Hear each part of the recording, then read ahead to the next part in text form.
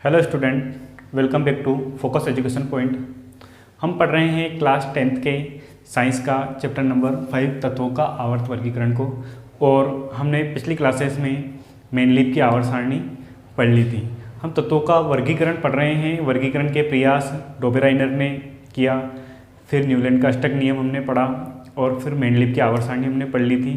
हमने जाना था कि मेनलीफ ने क्या किया था, परमाणु भार के क्रम में तत्वों को जमाया था कंप्लीट। लेकिन उनकी कुछ कमियां हमने देखी थी। अगर आपने वो क्लास नहीं देखी हो तो ऊपर आई बटन में जाकर उस क्लास को आप पहले देख लीजिए। आज हम पढ़ेंगे मोजले की आवर्त सारणी। मोजले की आधुनिक आवर्त सारणी, आधुनिक आवर्त सारणी। हेनरी मोजले नामक वैज्ञानिक ने 1913 में मेनलीफ की आवर्त सारणी को ध्यान से पढ़ा और उस आधार पर उन्हें एक अलग तरीका सोचने को मिला। और उन्होंने क्या बोल दिया, उन्होंने एक आधार दिया परमाणु क्रमांक को। किसको? परमाणु क्रमांक या परमाणु संख्या को आधार मानकर एक आधुनिक आवर्त नियम दे दिया। उस नियम का कथन यहाँ लिख देता हूँ कि तत्वों के भौतिक व रासायनिक गुणधर्म उनके परमाणु क्रमांक के आवर्ती फलन होते हैं। ये आधुनिक आवर्त नियम दिया हेनरी मोजले ने। क्या कहा? तत्वों के भौतिक व रासायनिक गुणधर्म उनके परमाणु क्रमांक के आवर्ती फलन होते हैं। मतलब कि अगर तत्वों को परमाणु क्रमांक के बढ़ते हुए क्रम में जमाया जाए तो एक निश्चित अंतराल बाद समान तत्वों की पुनरावृत्ति वापस से होती है। अच्छा, परमाणु क्रमांक क्या होता है? यहीं पर अटक जाती है गाड़ी। परमाणु क्रमांक हम बोल रहे हैं, परमाणु क्रमांक उस पर ये वाला तत्व है, तो परमाणु क्रमांक क्या होता है? तो मैं आपको 9th क्लास में वापस ले जाता हूँ। नील्स बोर का हमने परमाणु मॉडल पढ़ा हुआ है। हमने जाना था कि नाभिक में परमाणु के बीच में क्या होता है, नाभिक होता है, उसके चारों ओर इलेक्ट्रॉन चक्कर लगाते हैं। नाभिक में पाया जाता है न्यूट्रॉन और प्रोटॉन। किसी भी परमाणु के नाभिक में जितने प्रोटॉन होंगे वही उसका क्या होगा, परमाणु क्रमांक होता है। यदि किसी परमाणु का परमाणु क्रमांक 11 है तो उसके अंदर प्रोटॉन की संख्या कितनी है? 11 है। ठीक है। इसी प्रकार किसी तत्व का परमाणु क्रमांक 3 है, 4 है, तो उसके अंदर परमाणु क्रमांक से मतलब क्या है? प्रोटॉन की संख्या। कंप्लीट है। तो परमाणु क्रमांक के आवर्ती फलन होते हैं, ये नियम उन्होंने दिया और एक आवर्त सारणी प्रस्तुत कर दी जिसे कहा जाता है आधुनिक आवर्त सारणी। आधुनिक आवर्त सारणी का स्वरूप भी हम देख लेते हैं। आधुनिक आवर्त सारणी में 2 भाग थे। पहला था आवर्त और दूसरा वर्ग। 2 भागों से मिलकर बनी हुई है आवर्त और वर्ग। आधुनिक आवर्त सारणी में इस प्रकार की क्षैतिज पंक्तियां जो है इनको कहा जाता है आवर्त। क्या कहा जाता है? आवर्त। और इनकी संख्या है 7। अब इनका भी वर्गीकरण किया हुआ है। पहला आवर्त जो है उसमें तत्व की संख्या है 2 और इसे नाम दिया जाता है अति लघु आवर्त।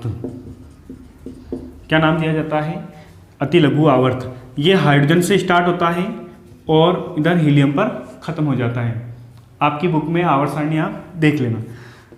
दूसरा आवर्त होता है स्टार्ट लिथियम से और यहाँ ख़त्म होता है नियोन पर। इस आवर्त में तत्वों की कुल संख्या है 8। इसे कहा जाता है लघु आवर्त। कंप्लीट। इसी प्रकार तीसरा आवर्त सोडियम से स्टार्ट होता है और इसमें भी तत्वों की संख्या है 8 और यहाँ ख़त्म होता है ये आर्गन पर। इसे भी नाम दिया जाता है लघु आवर्त। कंप्लीट। चौथा आवर्त पोटेशियम से स्टार्ट होता है और यहाँ क्रिप्टॉन पर ख़त्म होता है। इस आवर्त में तत्वों की संख्या है 18 और इसे नाम दिया जाता है दीर्घ आवर्त। कंप्लीट है। इसी प्रकार पांचवा आवर्त जो है यहाँ स्टार्ट होता है ये हाइड्रोजन, लिथियम, सोडियम, पोटेशियम और यहाँ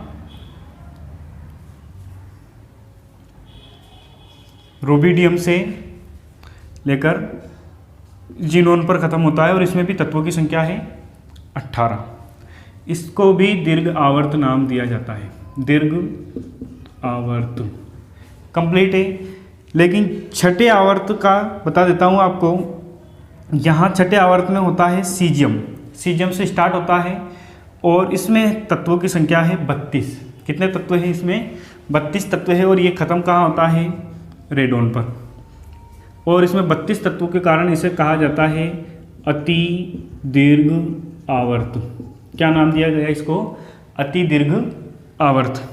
कंप्लीट है। और सातवां आवर्त फ्रांसियम से स्टार्ट होता है और अभी ये इसमें तत्वों की संख्या 24 है और ये अपूर्ण है। यहाँ पर तत्व खोजा जाना है और इसको कहा जाता है अपूर्ण आवर्त। अपूर्ण आवर्त। अगर बाद में तत्व खोजे गए तो इस आवर्त में रखे जाएंगे, इसलिए इसे कहा जाता है अपूर्ण आवर्त। तो ये तो रही आवर्त की बात कि इस प्रकार से आड़ी जो लाइनें हैं आवर्त सारणी में उनको कहा जाता है आवर्त। और 7 आवर्त हैं मोजले की आवर्त सारणी में। कितने आवर्त हैं? 7 आवर्त हैं। सातों को मैंने नाम भी लिख दिया है। पहले आवर्त को दीर्घ आवर्त, अति लघु आवर्त कहा जाता है। दूसरे और तीसरे को लघु आवर्त, चौथे और पांचवें को दीर्घ आवर्त, छठे को अति दीर्घ और सातवें को अपूर्ण आवर्त कहा जाता है। अब हम आते हैं वर्ग पर। तो वर्ग में इस प्रकार से जो खड़ी रेखाएं जो थी में आवर्त सारणी में उनको कहा जाता है वर्ग या कहा जाता है समूह। क्या कहा जाता है? समूह।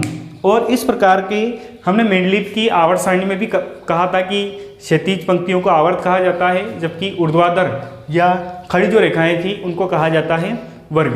लेकिन वहाँ पर वर्ग को उपवर्गों में बांटा रहा। और इन्होंने क्या किया? मेंडलीव के जो वर्ग थे, उपवर्ग थे, उनको पूर्ण वर्ग में बदल दिया और वर्ग की कुल संख्या दी इन्होंने 18। कितने वर्ग हैं इनकी आवर्त सारणी में? 18 वर्ग हैं। पहले बता दूं आपको, पहला और दूसरा जो वर्ग है इसको कहा गया एज ब्लॉक। इन्होंने ब्लॉक में वर्गीकृत किया हुआ था। पहले और दूसरे वर्ग को क्या कहा गया? S block. इसी प्रकार 3 से लेकर 12 तक के जो तत्व हैं उनको कहा जाता है डी ब्लॉक के तत्व। क्या कहा जाता है? डी ब्लॉक के तत्व। इसी प्रकार 13 से 18 तक के जो तत्व हैं उनको कहा जाता है पी ब्लॉक तत्व। कंप्लीट है। और आधुनिक आवर्त सारणी के नीचे जो 2 रेखाएं हैं उनको कहा जाता है एफ ब्लॉक तत्व। क्या कहा जाता है? एफ ब्लॉक तत्व। तो वर्गों को मोजले ने 4 ब्लॉकों में वर्गीकृत किया हुआ था, H block, D block, P block और एफ ब्लॉक। कंप्लीट है।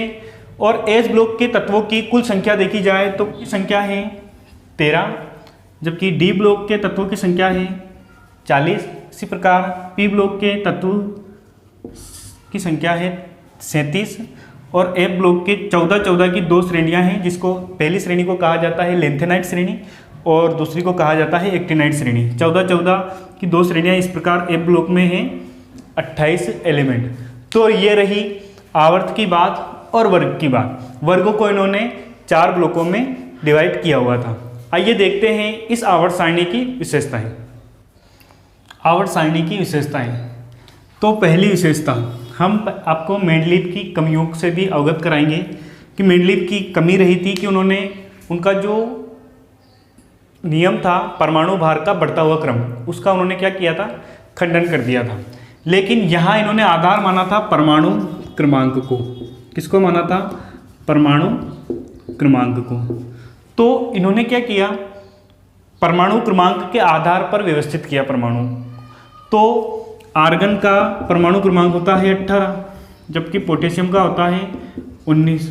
तो इन्होंने आर्गन को ही पहले रखा और पोटेशियम को बाद में रखा। तो उनका जो परमाणु भार के बढ़ते हुए क्रम का जो खंडन था उसको तो इन्होंने व्यवस्थित कर दिया कि कहीं पर भी इनके नियम का खंडन नहीं हुआ। पहली विशेषता ये रही। दूसरी कमी उनकी ये थी समस्थानिक। क्या थी उनकी कमी? कि समस्थानिकों को वो जगह नहीं दे पाए थे। लेकिन इन्होंने आधार ही किसको माना? परमाणु क्रमांक को। और परमाणु क्रमांक, सभी समस्थानिकों के परमाणु क्रमांक तो आपस में क्या होते हैं? बराबर होते हैं। हमने समस्थानिकों को पढ़ा हुआ है कि समस्थानिक क्या होते हैं? एक ही तत्व के वे रूप जिनके परमाणु क्रमांक तो समान हो लेकिन परमाणु भार अलग अलग होते हैं। तो परमाणु क्रमांक उनके समान होते हैं, तो समस्थानिकों को जगह देने की आवश्यकता ही नहीं पड़ी। तीसरी विशेषता ये रही, अभी हमने पढ़ा कि इन्होंने वर्गों को S block, P block, D block व एफ ब्लॉक में वर्गीकृत किया हुआ था ताकि इनका इलेक्ट्रॉनिक विन्यास का सही से पता चल सके। चौथी जो इनकी विशेषता थी वो थी, इन्होंने क्या किया? 18वें वर्ग को मैं आपको यहाँ लिखकर बता देता हूँ। 18वां वर्ग था helium, neon, argon, krypton, xenon, radon और ये खालिस्तान। इनको कहा जाता है नोबल गैसें, उत्कृष्ट गैसें या अक्रिय गैसें या निष्क्रिय गैसें। इनको आवर्त सारणी से बिल्कुल अलग रखा। इनको अलग कहा, किससे रखा? पहले वर्ग में थे यहाँ पर hydrogen, lithium, sodium, potassium, rubidium, caesium और फ्रांसियम। ये थी धन विद्युतीय तत्व। जबकि वर्ग 17 में यहाँ पर थे हेलोजन को लिखें यहाँ पर तो फ्लोरीन, क्लोरीन, ब्रोमीन, आयोडीन। धन विद्युतीय तत्व और ऋण विद्युतीय तत्व से क्या किया? इनको रखा, अलग रखा। तो यह इनकी चौथी विशेषता रही। तो ये रही इनकी विशेषताएं। अब आते हैं इनकी कमियां क्या क्या रही। तो आधुनिक आवर्त सारणी की कमियां, पहली कमी यह रही इनकी कि ये हाइड्रोजन को उचित स्थान नहीं दे पाए, उचित स्थान नहीं दिया। क्यों? क्योंकि हाइड्रोजन जो है ये पहले वर्ग के साथ में भी गुणों में समानता रखता है, जबकि यहाँ पर अभी हमने लिखा था वर्ग 17। इस वर्ग 17 के हेलोजन से भी ये क्या रखता है? गुणों में समानता रखता है। तो हाइड्रोजन को पहले ही वर्ग में क्यों रखा? तो कारण नहीं दिया, इसका मतलब कि हाइड्रोजन को सही स्थान नहीं दिया इन्होंने। कंप्लीट है। नंबर 2 इनकी ये कमी रही कि इन्होंने क्या किया? लेंथेनाइड व एक्टिनाइड श्रेणियों को आवर्त सारणी से कहाँ रखा? बाहर रखा। 14 की 2 श्रेणियां बनी हुई है आवर्त सारणी के नीचे, उन्हें कहा जाता है लेंथेनाइड व एक्टिनाइड श्रेणी। तो इनको बाहर रखा और इसका कारण भी नहीं बताया। तो ये रही इनकी कमियां। तो हमने आज मोजले का आधुनिक आवर्त नियम, इसकी आधुनिक आवर्त सारणी, वर्ग और आवर्त के बारे में जाना और इसकी विशेषताओं को भी पढ़ लिया है और लास्ट में इनकी कमियों को भी देख लिया है। आज के लिए इतना ही। Thank you.